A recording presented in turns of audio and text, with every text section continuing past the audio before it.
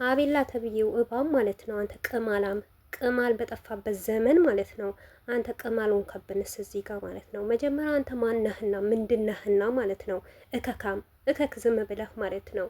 ሌባ አንተ አብርሽ ስለሚገዛህና ገንዘብ ስለሚሰጥህ አይደል እንዴ የምትሰራው የምትተውለው ማለት ነው። ዛሬ እየመጣህ ሩታ ላይ አፈህ የምትከፍተው ማለት ነው። ድሮ አልቅሳ ነበረ አብርሽን ያገኘችው፣ አሁንም ማልቀስ አለባት እንዴ? አንተ ከብት አንተ ምን ታቅ ነበር? አንተ ውሻ፣ አንተ ልክስክስ ልንገርህና ማለት ነው። ዛሬ እሱን አጥቢ ማሰጣው ማለት ነው። ምክንያቱም ማለት ነው አንተስ ምንድነህ? ምን አገባህ? ምን ቤት ነህ? በአብርሽና በሩታ ህይወት ገብተህ የምታለቀልቅ ማለት ነው። እባብ የመጀመሪያ የአብርሽና የሩታ ትዳር የበጠበጥክ አንተ አይደለህም እንዴ?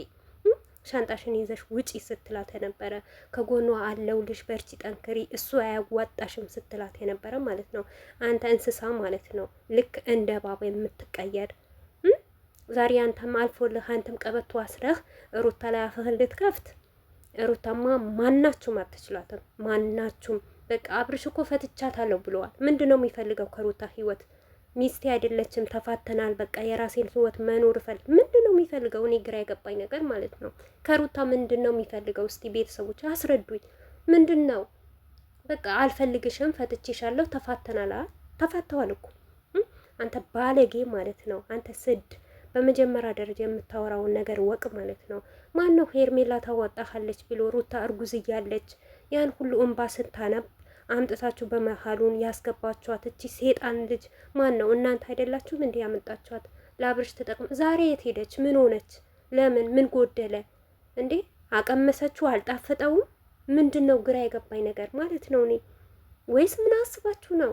ልጅቷ ትኑርበት፣ መብቷ ነው አይደለም? ውጭ የፈለገችበት ቦታ መሄድ መብቷ ነው።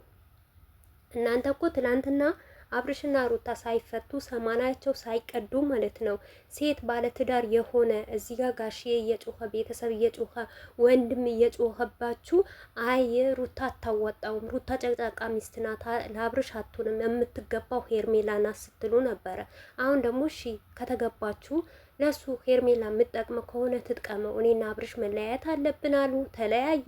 እሷ የራሷ ህይወት እየኖረች ነው፣ እሱ የራሱ ህይወት እየኖረ ነው። አለቀ። ወይስ በሄርሜላ ጎደለ ነገር አለ? ሲቀጥል አብርሽ ትዳሩን አይፈልግም። አንተ ምን አገባ? ምን ቤት ነህ? ከፈለገ እራሱ ሚስቱን መሄድ አፈቅራታለሁ ወዳታለሁ ብሎ መናገር የሚችለው አብርሽ ነው። አንተ ምን ስለሆንክ ነው ማለት ነው? ጥንብ መቼም አታለቅስም። እናንተ ናችሁ የምታለቅሱ። ደግሞ ልንገረህና ማለት ነው አንተ ውሸታም ማናት ሩታ እኮ ምስኪን ናት። የሩታ ማንነቷ አንድ ቀን ይወጣላችኋል፣ ጠብቁ ማለት ነው። ሩታ አብርሽን በጭራሽ አላፈቀረችው። ገባህ አይደል? በጭራሽም አልተለማመጠችውም። እናንተ ሌቦች ማለት ነው። ምክንያቱም እናንተም እኛ ላይ እንደምትጫወቱ ከአሁን ወዲህ የምትሰሩትና የምታረጉት ነገር እንናገራለን። ዩቱብ ብታዘጉ ነው፣ ሌላ ነገር የምታመጡ ነገር የለም ማለት ነው። በመጀመሪያ ደረጃ አብርሽ ነው የወደዳት፣ አብርሽ ነው ያፈቀራት፣ ከአብርሽ ነው ድራማ እንደምትሰራ ያደርጋት ማለት ነው። ይሄ ሁሉም ማለት ነው። ነገር ግን አሁን ሩታዬ መንገድሽን ቀጢ፣ በዚህኛው እንዳትመለሽ፣ ይበቃሻል። ሴት ልጅ ነሽ፣ በክብርሽ ተከብረሽ ተቀመጪ። አንቺ ራሱ ማለት ነው ለማንም ቦታ እንዳሰጪ፣ በቃ ይበቃሻል። ተወልሽ፣ አለቀሽ፣ ብዙ ነገር አርገሻል፣ የሴት እንባሽን አርግፈሻል። እነሱ ግን የእጃቸውን ያገኙታል። በተለይ ደግሞ አብርሽ የምትባል ሰውዬ የእጅህን ታገኘዋለህ። ምክንያቱም አንተ ያስተወንካት አንሶህ፣ አንተ ያሰደብካት አንሶህ፣ ገና ዛሬ በጓደኞችህን በእጅ ዙር እያረክ እሷን የምታስረግጠው ወይም ደግሞ ለምን ሳቀች፣ ለምን ደስተኛ ሆነች ብለህ ይሄን ነገር የምታረገው ከሆነ የእጅህን ታገኘዋለህ። በድራማ መልክ ቢሆን ማለት ነው። ሩታ ልንገራቸው ነው ማለት ነው። ውድ ቤተሰቦቼ ከመጀመሪያ ጀምራ ኤሉ ቤት ከተገናኙ ጀምሮ ሩታ ምንም የምታውቀው ነገር የለም። ይሄ ሁሉ ድራማ የሚተውና የሚሰራው አብርሽ ነው።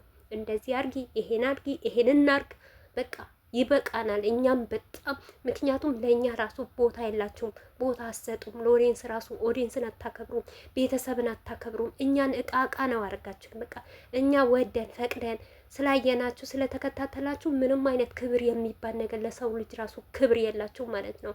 አንተ ማለት ነው ጥንብ የጠነባህ ዝንብ ማለት ነው። አቤላ ተብዬው መጀመሪያ አንተ ከአብርሽ ህይወት ውጣ፣ አያገባህም። በሩታና በአብርሽ ምንም የምተነትንም የምታመጣም ነገር የለም። አልጫ ሚዲያው አታግማማው ማለት ነው። ንፍጣም ጥርግ በል አብርሽ፣ ጥርግ ቢል ሌላ አብርሽ ይመጣል ማለት ነው። ሩታ ደግሞ መቼም አታለቅስም። ተሽላ ተቀይራ ታሳያቸዋለች እንጂ እሷ መቼም በቃ ሰለቻት። የእናንተ ወሬ ሰለቻት፣ የእናንተ ውሸት ሰለቻት። በቃ በዚህ እያደረገች እንድትሸሽና ከዚህ ስራ እንድትወጣ ነው የምትፈልገው። የሩታ ነገር እኛ ያውቀናል ማለት ነው። ሲቀጥል ማንም ታፍቅር፣ ማንም ታግባ፣ ማንም ይምከራት፣ እናንተ ምን አገባችሁ? በቃ እቺ ልጅ እኮ ተፋታች፣ ፈታቻት። በእናንተ ህይወት አታገባም። አንተ ምንድነህ? የጎን ነህ ወይስ የእጅ ነህ? አንተ ችጋራም ማለት ነው። ምክንያቱም አንድ ሰው ችጋራምና ቅንቅናም ሰው ማለት ነው ሲያልፍለት በጣም የነበረበትን ይረሳል።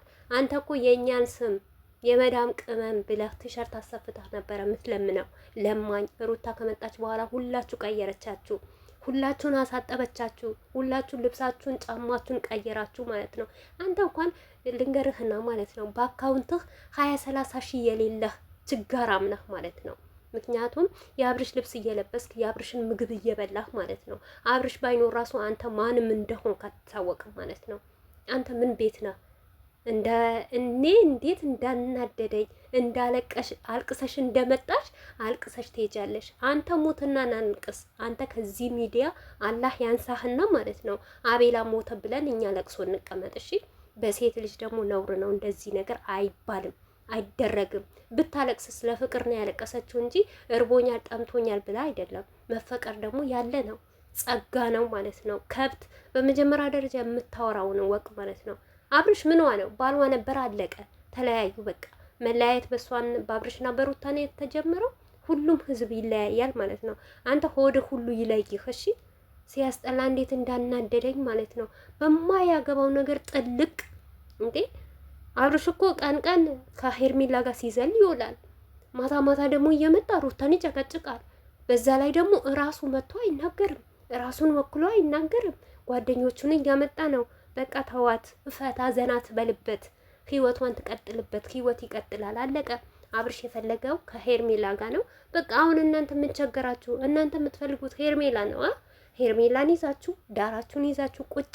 ሩታም ደግሞ ያዋጣኛል፣ ይሄ የኔ ባል ነው ካለች፣ ፍቅረኛዬ ነው እወደዋለሁ ካለች ከምትወደው ጋር ትቀመጥ፣ አለቀ። አንተ አልጫወት ማለት ነው። ከብት ጫታም ማለት ነው። ዝንብ ከአንተ እንደውም ዝንብ ይሻላል ማለት ነው። እና ውድ ቤተሰቦች በጣም ስለተናደድኩ ነው፣ በጣም ስላናደደኝ ነው ማለት ነው። በዚህ ነክል የሰው ልጅ ይወርዳል እንዴ? አብርሽና ሩታ ቢለያዩ ብርቅ ነው እንዴ? ብርቅ እኮ አይደለም። ማንም ተዋዶ ማንም ተፋቅሮ ተወልዶ በቃ ብዙ ልጅ ይዞ ይለያያል።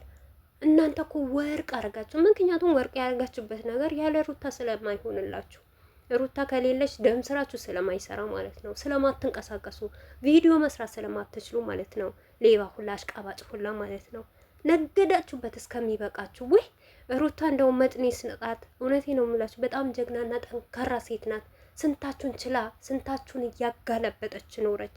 ወይኔ ሩታዬ በዚሁ ቀጥይበት፣ እውነት በዚሁ ቀጥይበትና ራስሽን አስከብረሽ ከዚህ ከውሸትና ከዚህ ከቆሻሻ ነገር ውጪ ይባክሽ ማለት ነው። ጭራሽ እውነት ምንም ማናቅ እኮ ነው የሚያረጉን። እኛ ጅላጅል እኮ ነው የሚያረጉን። እኛ እኮ ጅላጅል አይደለንም፣ ጅል አይደለንም። ነገር ግን በእናንተ እየሰራን በእናንተ እየፈመስን እንዴት የእናንተ ነገር እናወጣለን በማለት ነው ዝም ያነው ነው።